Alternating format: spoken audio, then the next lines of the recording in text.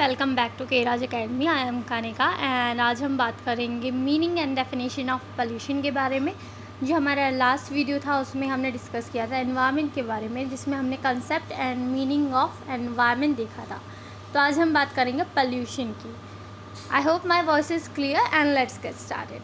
So what is the meaning of pollution? The problem of environment protection is as old as the evolution of homo sapiens on the planet. ये उतनी ही पुरानी है जितना कि evolution हुआ homo sapiens का।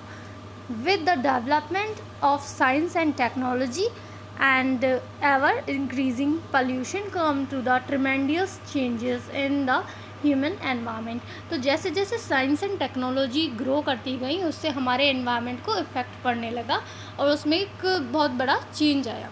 This change upset the ecology of nature thereby shaking the balance of human life.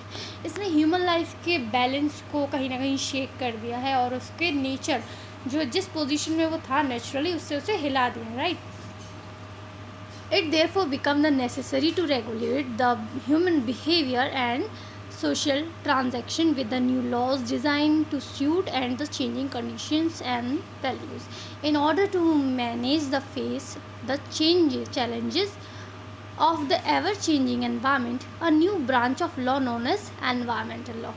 So इसके लिए जो लॉ बनाया गया उसे हम कहते हैं environmental law. So इसमें definition दी है according to McLaughton, right? Sorry. Environmental pollution means the introduction by man into a part of environment of waste water energy or surplus energy which so change the environment directly or indirectly adversely to affect the opportunity of the human to use or to enjoy it. Right, तो उसको कहीं ना कहीं वो effect कर रहा है, उसके पोजीशन को चेंज कर रहा है। According to section 2C of the environment protection act 1986, environment pollution means the presence in the environment of environmental pollutant. Environmental pollutant का प्रेजेंस होना किसी एनवायरनमेंट में, राइट, तो वही होगा पोल्यूशन। सो पोल्यूशन के काइंड्स देख लेते हैं यहाँ पे। So first one is the natural pollution and the second one is the man made pollution. So इसे नाम से पता चल रहा है नेचुरली क्या होगा। जो नेचुरली है that is often by natural activities such as earthquake, flood, cyclone, ये सब होते हैं हमारे नेचुरल। ठीक है, तो नेचुरल है तो ये पोल्यूटेंट कैसे हुए अब आप सोच रहे होंगे, राइट। तो इसका मतलब ये है कि ये चेंज कर रहे हैं उसको, जो उसकी नेचुरल पोजीशन है ये उससे चेंज कर रहे हैं। आई होप आपको कुछ समझ में आ रहा होगा।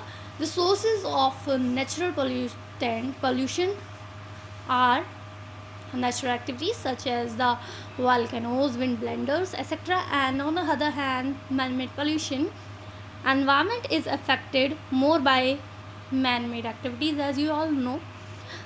These includes heavy traffic activities done by man against the nature. Sources of man-made pollution. The sources of man-made pollution are mobile sources, stationary sources, area sources, agriculture.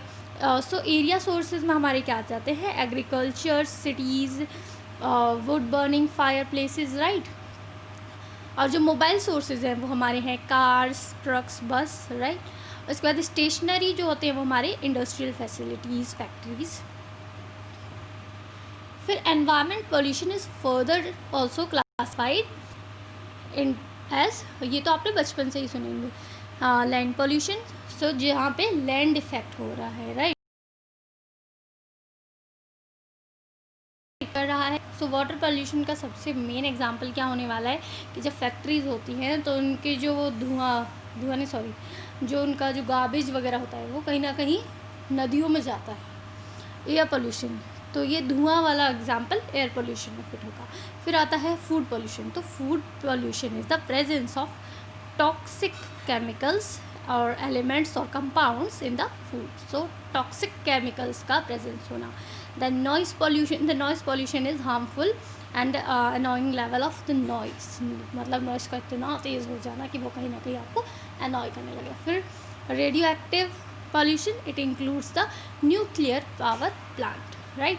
I hope guys आपको कुछ समझ में आया हो। Like, share and subscribe my channel. Bye bye. And जो random video इसके बाद है उसको भी देख लेना।